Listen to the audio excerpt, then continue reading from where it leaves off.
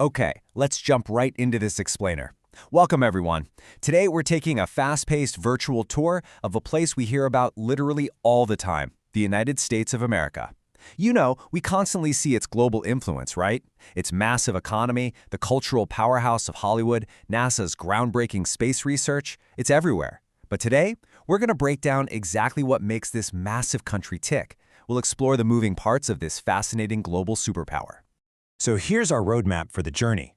We'll start with the American landscape, move right into history and politics, check out the economic engine, take a scenic detour through nature and tourism, and finally, wrap things up with culture and travel tips. Let's get to it. All right, Part 1, the American landscape. Now, you probably know there are 50 individual states that make up the U.S. 48 of them are packed together on the mainland, while Alaska is way up northwest and Hawaii is this gorgeous island chain out in the Pacific. To put the sheer size into perspective, a single state, like Texas, it's literally bigger than many entire European countries. Actually, the whole United States spans a massive 9.8 million square kilometers.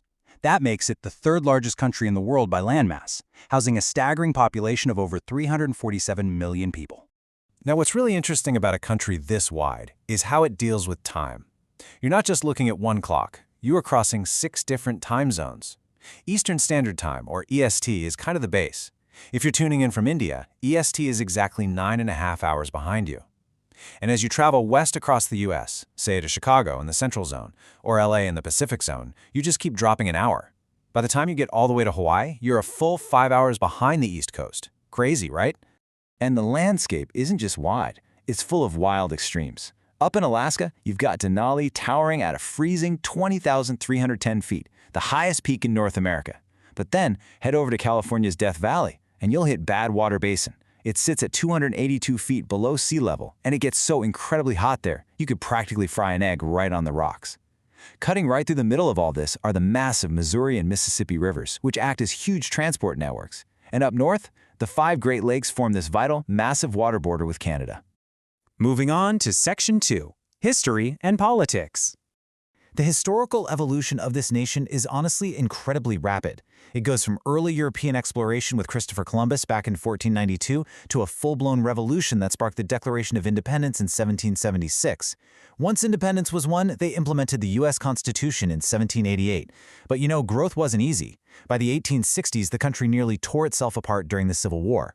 That really agonizing period and the Reconstruction that followed ultimately led to the abolition of slavery, forging the foundation of the modern republic we see today. That historical unification is perfectly captured in a famous Latin motto, E pluribus unum. It means, out of many, one. You'll see it featured prominently on the Great Seal, right there in the beak of a bald eagle. It's a really powerful symbol. The eagle is holding an olive branch in one talon to represent peace, and a bundle of arrows in the other to signify the power of war. That delicate balance, seeking peace but always being prepared for conflict, has deeply defined American foreign policy for centuries. So, structurally, how does this United Nation actually govern itself? Well, as a constitutional republic and a representative democracy, power isn't just hoarded in one place. It uses a federal system. The best way to understand this is to think of it kind of like a corporate structure. The centralized federal government is like the CEO, making the broad, company-wide rules and handling nationwide matters. Meanwhile, the individual state governments act more like regional managers. They hold their own specific rights, handle local affairs, and pass state-specific laws. It's a really brilliant, delicate balance between central authority and local autonomy. All right, Section 3, the economic engine.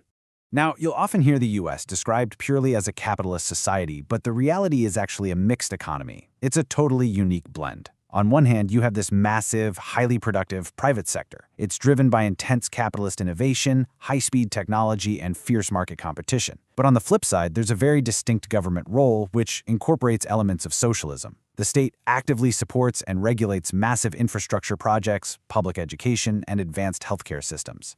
So the crucial point here is how all these elements combine to create an absolute powerhouse.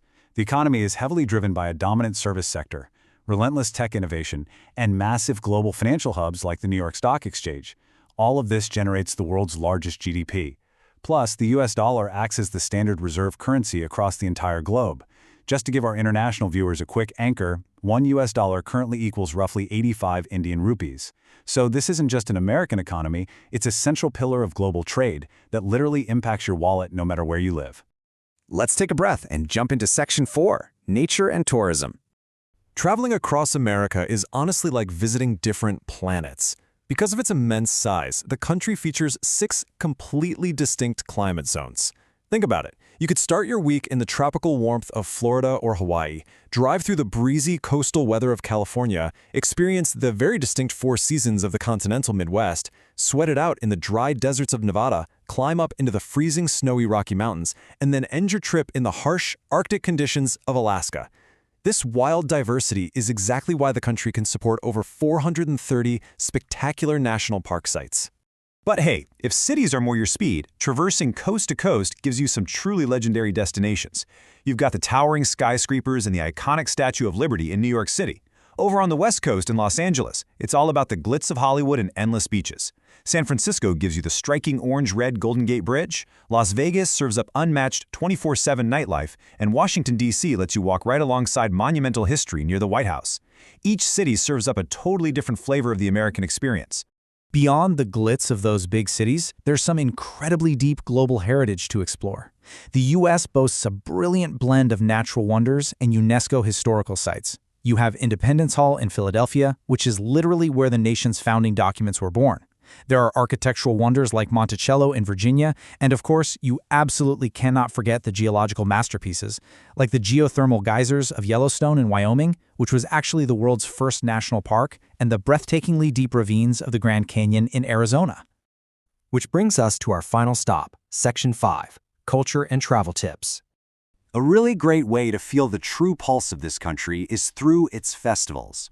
These events beautifully showcase the extreme diversity of modern American culture and art. Just imagine the incredibly colorful, loud, lively parades of Mardi Gras down in New Orleans. Or picture the sky completely filling up with hundreds of massive, vibrant hot air balloons during the Albuquerque International Balloon Fiesta in New Mexico. Then you've got the radical art and community building of Burning Man out in the Nevada desert, and the massive, globally famous music scene at Coachella in California. And this brilliantly illustrates what happens when all these diverse cultures collide. You get world-famous comfort food. Here's a fun fact for you. The deeply traditional, highly iconic American apple pie actually originated over in Europe. But today, regional tastes have blended into these beloved national treasures. On the savory side, you've got classic cheeseburgers, hot dogs straight off the grill, and crispy fried chicken. And for your sweet tooth, treats range from that famous apple pie to the wonderfully tart key lime pie down in Florida. Now, if you are planning a visit to try all that food, knowing the local etiquette is absolutely crucial. First off, smoking in public places is generally prohibited, so you always want to look for designated areas. Second, tipping at restaurants isn't just polite, it's highly expected and forms a major part of a server's income.